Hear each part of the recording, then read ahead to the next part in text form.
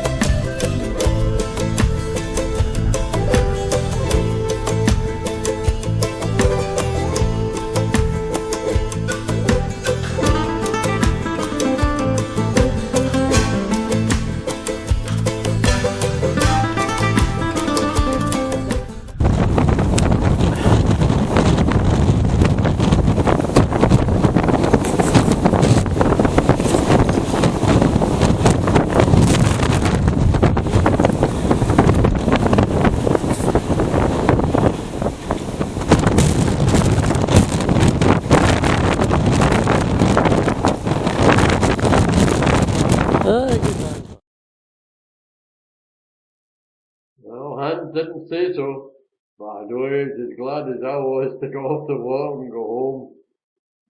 No wonder there was nobody else in that water but us two. Idiot.